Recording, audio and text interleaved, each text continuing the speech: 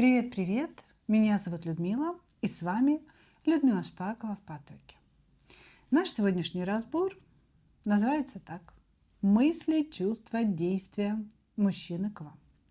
И у нас сегодня будет только одна позиция, поэтому, конечно, внимательно слушайте сигнификацию. Значит, сигнифицировать буду отношения между вами. То есть, что между вами происходит. Ну и, конечно, да, может быть, нам расскажет, какой мужчина пришел или что-то о вас, чтобы вы могли определиться. А дальше, как говорится, все по списку.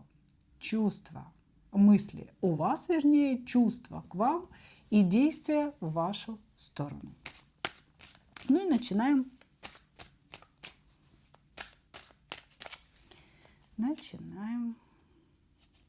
Да елки. Что между вами? Из чего состоят ваши отношения? Уважаемые карты, покажите, пожалуйста, чтобы можно было определиться, да? Угу. Работа.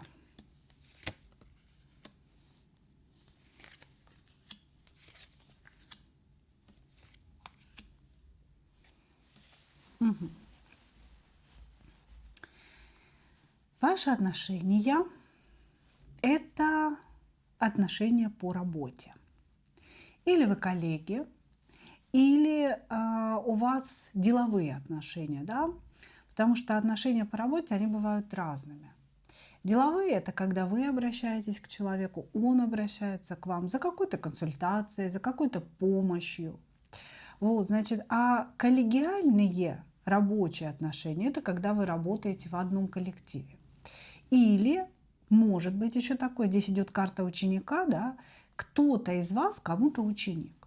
Допустим, вы его ученик, может быть, он какой-то профессор, или он ваш ученик. Может быть, вы преподаете где-то, я не знаю, там в училище, в университете, и молодой человек, да, в вас подвлюбился. Вот, значит, о чем нам здесь говорят? Говорят о том, что существует треугольник или четырехугольник. Значит, со стороны мужчины здесь присутствует жена, то есть здесь мужчина женат, и вы тоже, скорее всего, не свободны, потому что вы выпадаете императрицей. Можете быть замужней дамой, а можете иметь детей, да, потому что императрица – это женщина-дом, женщина-ресурс, женщина-мать прежде всего. Да? Это не женщина-жена, это женщина-мать. И, соответственно, вас могут показывать императрицы именно с позиции наличия у вас деток. Вот. Значит, что между вами происходит? Сейчас нет никакого общения.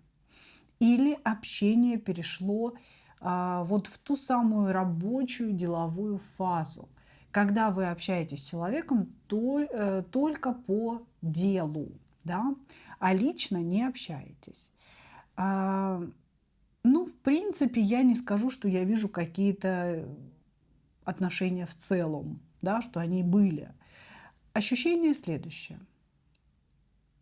У вас с вашим коллегой по работе, да, или с человеком, с которым деловые отношения, возникла внезапная симпатия. Причем эта симпатия была обоюдной. Вас стало друг к другу тянуть. Тянуть, вы стали мечтать друг о друге. Причем здесь вот двойственные карты, да, то есть показывается взаимность. То, что вы чувствовали к мужчине, и он чувствовал к вам. Значит, у вас взаимное притяжение, у вас взаимные фантазии, у вас взаимная симпатия. Когда вы рядом, вы души друг в друге не чаете, вам очень интересно друг с другом, тянет, хочется побыть в пространстве этого человека. Но я не вижу близости, да? Я не вижу, что вот эти легкие, какие-то, знаете, такие, кубковые, да, чувственные отношения, но без такой жесткой сексуальности, да, я не вижу, чтобы эти отношения перешли в состояние близости, в состояние какой-то глубины, когда люди начинают уже воспринимать друг друга, да, более серьезно. Здесь отношения все-таки легкие и поверхностные. И вы друг о друге мало что знаете, по большому счету. У вас есть какое-то представление друг о друге, да, но тем не менее не факт, что это так оно и есть, да, что это правда. Значит, мужчина здесь считает себя звездой. Может быть, вы в каком-то творческом коллективе вместе работаете, учитесь друг у друга и так далее. То есть он считает себя звездой, причем звездой реализованной. То есть человеком, который достиг какого-то успеха. И, конечно же, да, ему хочется, чтобы вы его почитали, чтобы вы как-то вот выделяли его звездность, говорили, какой он молодец, хвалили его. Вот, значит, он все время ждет от вас какой-то похвалы, такого, знаете, вот поглаживания постоянного эго, постоянного поглаживания его эго. Значит, он себя считает звездой, он выходит по звезде, а вы по колесу фортуны выходите. Ну, то есть вообще вы друг другу здесь, конечно, шерочка с машерочкой. Вы встретились не случайно. Ваша встреча была судьбоносной для того, чтобы каждый из вас получил в этой жизни что-то важное для себя.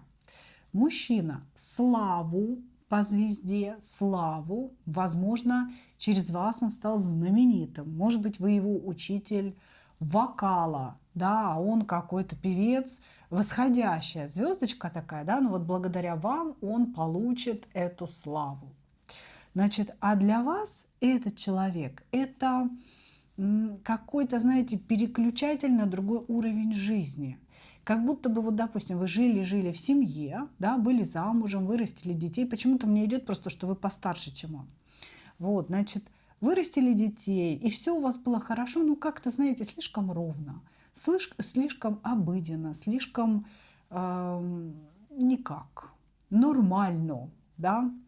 И этот человек, он как будто бы, знаете, переключатель в некое ощущение себя живой. Понимаете? То есть человек дал вам снова почувствовать себя молодой, сексуальной, желанной и какой-то вот такой, знаете, чуть-чуть, чуточку сумасшедшей.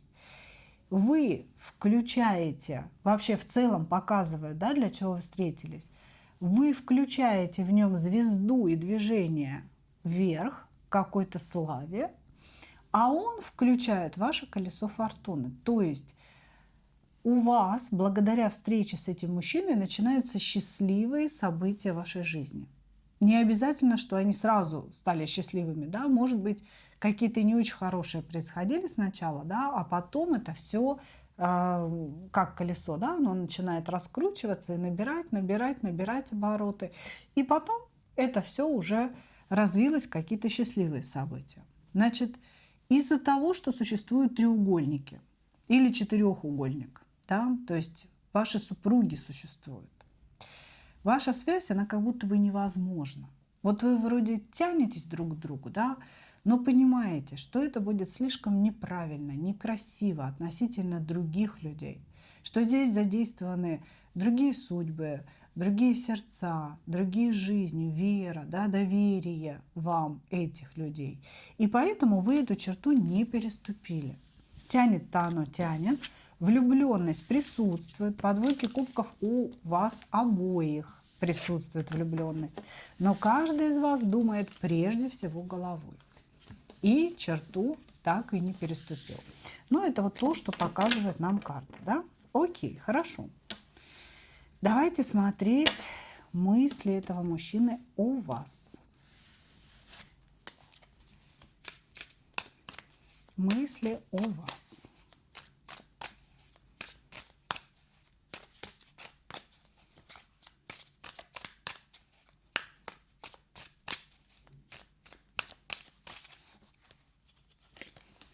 Мысли о вас. Ну да, сейчас почему-то вы не общаетесь. Здесь, кстати, может быть несколько версий. Допустим, он куда-то уехал. Или вы уехали. То есть это какое-то вынужденное необщение. или чуточку поругались, да, может быть, даже на какой-то вот рабочей почве поругались. И поэтому не общаетесь близко. Потому что в мыслях мужчины страдания от того, что вы не общаетесь. Он говорит, я чувствую себя некомфортно, я чувствую себя ну, как-то вот безрадостно. Безрадостно. Он говорит, я не испытываю радости, потому что мы с ней не общаемся. Что это такое? Я чувствую себя одиноким. Вот. Еще он думает о том, что вы его не хотите слышать, а хотите только говорить. В каком-то вашем взаимодействии, общении, да, вы навязывали свою точку зрения. Может быть, да, она была оправдана на самом деле. Может быть, это вообще было по работе. Да, или если вы его учитель, вы ему объясняли, как нужно. Но он вот почему-то подобиделся. Да, в неком разговоре вы задели его эго. И он такой типа, блин, ну почему она не хочет меня услышать? Почему она не хочет меня слушать? Она хочет только говорить, она хочет только указывать мне вообще, что мне делать. Вот, значит, из-за того, что сейчас у вас как-то снижено общение, да, или вообще отсутствует, он чувствует себя глобально одиноким. 2 карты одиночества, когда вот он, знаете, сидит на заваленке, никто меня не понимает, что мне делать, значит, я вот чувствую какое-то безумное одиночество. Человек здесь творческий, поэтому чувствует он глубоко и безумно все. Вот, значит, я чувствую вот это одиночество, я чувствую себя вот каким-то непризнанным, непонятым, и вот что-то мне не имется, как-то мне тяжело, не знаю, что сделать. Вот, значит, страдает человек. О чем он еще думает? Он думает о том, что же у вас внутри. Что у вас внутри? Он говорит, она мне демонстрирует дружбу. Она всячески меня поддерживает, ну вообще вот в обычных отношениях, да, поддерживает. Она мне помогает. И я чувствую как бы ее плечо помощи. Но что же у нее внутри? Что у нее внутри по-настоящему? Что чувствует она? Его очень интересует, что вы чувствуете к нему, конечно же. Понимаете? И вообще, кто у вас в сердце. Он не может вас понять. Он говорит, вокруг нее огромное количество людей. Она все время общается, она все время кому-то помогает, кому-то советует. Вот вы крутитесь в большом количестве людей. И он об этом знает. И он говорит, но что в ее сердце непонятно. Кто в ее сердце, что в ее сердце, о чем она думает, о ком она переживает, о ком она не спит ночами. Понимаете, то есть его интересует содержимое вашего сердечка. Об этом он думает. И думает также, ну то есть в целом о том, кто в вашем сердце, и конкретно ваше отношение к нему. Что вы к нему чувствуете? Думаете ли вы о нем или нет? Вот здесь у него идет усиление мыслей, да, к вечеру. То есть когда стихает солнечный свет, опускается уже сумрак, да, сумерки опускаются, человек вот прям начинает что-то такое обмозговывать, обдумывать, что было за день, какие были сказаны слова. Он прямо о вас думает, анализирует, и все это в голове у себя постоянно перебирает. Ну и также он думает о своем будущем и о том, какой дорогой ему пойти, потому что сейчас у него то ли ему предстоит какой-то выбор, то ли у него идут какие-то серьезные изменения в карьере, и почему-то вот эта карьера, она как-то с вами связана. Понимаете? То есть карьера, работа, что-то с вами связано. И он думает помимо вас, да, я бы сказала, что мысли о вас – это какое-то такое, знаете, эндорфиновое отступление. Когда человек хочет отвлечься, испытать что-то приятное, да, он начинает думать о вас. Но вы неразрывно связаны с понятием работа или карьера. И он после этого начинает думать о своем пути, о том, куда ему повернуть, принять или не принять какое-то предложение, уехать или не уехать, поехать или не поехать. То есть вот у него сейчас какие-то такие перетурбации в голове. Хорошо. Чувства к вам. Чувства к вам.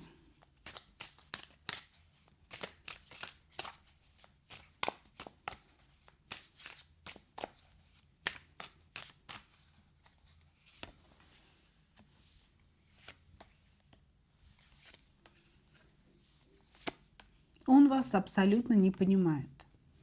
Он считает вас человеком с другой планеты. И он вообще, он не может вас разгадать. Не может. Все время пытается. Вы интересуете его. Угу. Здесь, понимаете, в чем дело? Человек не разрешает себе влюбиться в вас, вот прям, знаете, там,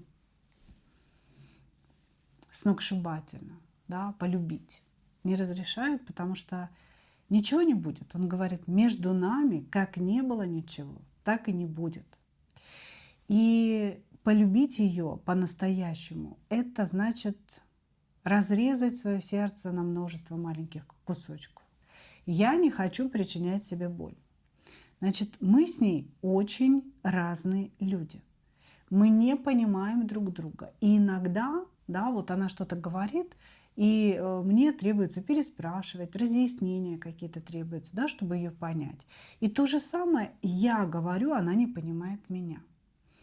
Значит, она не похожа на женщин, ну, которые меня окружают. И мне очень тяжело понять, что у нее там за мысли такие в голове. Да? То есть он отделяет вас, не отделяет, а выделяет, я бы так сказала. Он выделяет вас среди всех своих знакомых женщин, ставит вас на определенный пьедестал, потому что считает вас уникальной, считает вас не похожей ни на кого. Но ему с вами сложно, потому что вот эта ваша непохожесть, да, он не знает вообще, на какой козе к вам подъезжать, понимаете? И не только в плане чувств, не только в плане вот таких любовных отношений. Иногда, как он говорит, вы и по работе друг друга не очень-то и понимаете. Вот, и вы ему какие-то вещи говорите, а он не поймет, о чем вы. Вот, значит, тем не менее, он сам удивляется тому, что он вас ревнует. Он говорит, ну, вроде бы я понимаю, да, что между нами ничего не будет. Я понимаю, что мы с ней разные, что она вообще выбивается из моего представления о женщинах, да, вот, но почему-то я ее ревную. Я ее ревную к мужу. То есть вот здесь присутствует какой-то мужчина с вашей стороны, и он ревнует вас именно к нему. Он говорит, я ревную, что ей с ним хорошо, что она ему доверяет, что у них какие-то теплые дружеские отношения. Вот я ревную, я не знаю почему, говорит. Я понимаю, что это не моя женщина, что это чужая женщина, что она принадлежит этому мужчине. Но ревную, и все. Вот присутствует эта ревность. Также он говорит о том, что у него есть к вам очень глубокая привязанность. По десятке кубков, это, знаете, это можно было бы назвать любовью, да, но без оттенка сексуальности. Вот так. Любовь друга к другу. Понимаете? Только к другу женщине. Вы ему нравитесь как женщина, но он как будто бы себе запретил сексуальные мысли в вашу сторону, сексуальные фантазии в вашу сторону, понимаете? То есть он себе как будто это все запретил, вывел вас в какую-то другую категорию. Может быть, знаете, такого вот богини. Знаете, женщина-богиня. Он вас как будто бы немножечко вот так преувеличил, обожествил, идеализировал. И его чувства к вам, они лишены сексуальных моментов. Он говорит, я ее боготворю, я преклоняюсь перед этой женщиной, я чувствую себя рядом с ней вот крайне комфортно. То есть, несмотря на недопонимание, несмотря на то, что может быть вы говорите на разных языках, да, он чувствует тепло, он чувствует комфорт, он чувствует желание находиться рядом с вами. Но это желание, оно не подпитана сексуальной энергией. Да? Когда мы говорим «любовь», она же, по идее, включает многие факторы. Да? И интеллектуальную близость, и духовную близость, и, конечно, влечение телом. Вот здесь влечение тела я не вижу. Я вижу влечение души, влечение сердца человека, ревность, понимаете, желание находиться в вашем пространстве, но без сексуальных каких-то вещей. Хорошо. Действия в вашу сторону.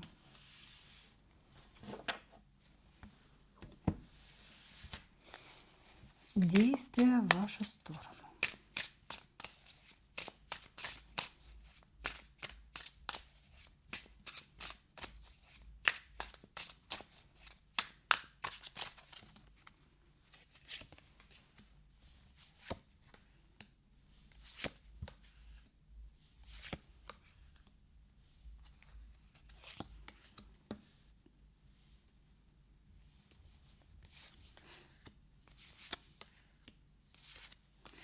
Как-то, знаете, он хочет проявлять свою симпатию, свою вот эту влюбленность в вас при помощи заботы. Может быть, денег. Ну, знаете, ну не то, чтобы там он вам деньги будет платить, хотя это тоже не исключено, если, допустим, вы его как-то консультируете, да. Значит, здесь могут быть маленькие подарки, типа купил кофе или какие-то пироженки принес для вас, и вроде как для всех, да, там уважаемый коллектив, я купил всем торт, или я купил всем набор пирожных, и вот обязательно позвать вас, чтобы вы пришли, обязательно тоже что-то такое покушали, угостились. Вот, значит, действия в вашу сторону. Эти действия не будут явными, активными, и они будут не про любовь. Но это действия будут про заботу, про тепло, про то, что он будет вам вот подстилать соломки где-то, понимаете? И это все будет очень ненавязчиво. То есть вот он сделал и отошел в сторону. Сделал и отошел в сторону. Если, допустим, вы его в чем-то консультируете, он вам платит, да, оплачивает работу, то он может кинуть денег сверху. Да, вот он заплатил за консультацию и раз что-то сверху кинул, такой вот благодарю, да, вы там со мной задержались на 3 минуты, поэтому я вот посчитал, что надо сверху кинуть вам небольшой подарочек. Вот. То есть здесь мужчина будет проявлять заботу в вашу сторону, и вы будете чувствовать идущую от него энергию. Но это не будет явно, и это не будет сексуально, да, это не будет про какие-то приглашения, там, я не знаю, в гостиницу провести время. Это не будет ни про какие приглашения даже в кафе, в ресторан и так далее. То есть здесь мужчина старается все равно дистанцироваться и не оставаться с вами наедине. По одной простой причине, потому что ему кажется, у него снесет голову. Понимаете? Ему кажется, у него снесет голову. И поэтому он держится особняком. Вот, значит, проявление внимания, проявление заботы, какого-то ухода за вами, создание для вас комфортной обстановки определенной. Все это ненавязчиво будет делать человек. Но если вы захотите выяснить отношения и захотите услышать от него, да, какие-то правильные слова про любовь, например, этого не получится. Этого не получится. Здесь самое главное вам не натворить ошибок, да, и не начать продавливать ситуацию. Потому что мужчина здесь, ну, не то чтобы он испуганный, он правильный, у него какие-то верно расставленные приоритеты в голове. Он не хочет идти в страсть, и он не хочет рисковать своей жизнью, своей семьей, да, ради этой страсти. Но тем не менее у него есть к вам глубокая привязанность, у него есть стремление и желание с вами общаться и вообще находиться рядом с вами. И у него есть желание о вас заботиться. Понимаете? Поэтому он через эту заботу будет проявлять действия в вашу сторону. Просто, это будет неявно. Еще, несмотря на то, что нам здесь расписывают просто какого-то невероятного заботливого красавчика, да, все-таки здесь присутствует у нас карта мага. Да? Карта мага, которая нам говорит следующее, что в его заботе, в его поведении все равно сокрыто, да, нечто. А что сокрыто там? Чего сокрыто-то? Ага. Страх потери вас. Колоссальный страх потери вас, потому что ему без вас плохо. Здесь очень странная любовь, девочки. Очень странная любовь. У этого человека духовная платоническая любовь к вам. Вот что я хочу сказать. Духовная, платоническая, настоящая любовь к вам. Зависимость от вас. А он не хочет вас терять. Он не хочет с вами расставаться. У него вообще паника на тему «а если вас не будет рядом?». Понимаете? То есть человек говорит: я очень боюсь ее потерять. И вся моя забота, под моей заботой есть еще один слой. Да? То есть моя забота, по сути, это манипуляция, но это положительная манипуляция, да, со знаком плюс. Да, я манипулирую своей заботой, я манипулирую подарками, вложениями или еще чем-то. Почему? Да, потому что внутри меня я скрываю чувства. Чувства платонической любви и зависимости. И страх потерять эту женщину. Я боюсь ее потерять, потому что если она уйдет, я окажусь на дне. Отшельник и пятерка пентаклей. Здесь идет понимание вот этого дна, да, не финансовое дно, а эмоциональное дно, духовное дно. Я буду чувствовать себя несчастным, безумно несчастным человеком.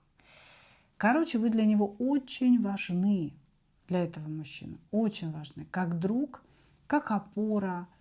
Вот женщина-друг, хотя говорят, не бывает дружбы между мужчиной и женщиной. Да? Здесь такая платоническая любовь, вообще без грамульки секса, без грамма секса. Как будто бы, может быть, он когда-то и чувствовал это притяжение, но он себе запретил. Он сказал: я все испорчу, если я начну вот это тут жезлом своим помахивать. Да? Соответственно, ничем махать я не буду. Она у меня в сердце, я ей буду показывать свою заботу и расположение моего сердца, вот, но на этом все, да, как бы на этом все. А почему я показываю заботу? А потому что я люблю ее, я очень ее боюсь потерять. Но люблю ее не как сексуальную женщину, а как женщину-человека. Ну вот как-то так, понимаете? То есть здесь вот так вот все у нас завернулось. Мои дорогие, вот так мужчина все объяснил. Ну, что ж, я вам хочу сказать, что здесь очень глубокий человек, который много подумал вообще на тему вас. И он сейчас будет делать все для того, чтобы вас не потерять, и чтобы ваши отношения, они вот как-то, знаете, шли в гору. Я бы сказала так. Ну, вот такой сегодня у нас получился разбор. Благодарю вас, мои дорогие, и как обычно, хочу пожелать вам только одного – встретить свою настоящую любовь и не потерять в ней себя. Ну а мы увидимся с вами в следующих видео. Пока-пока!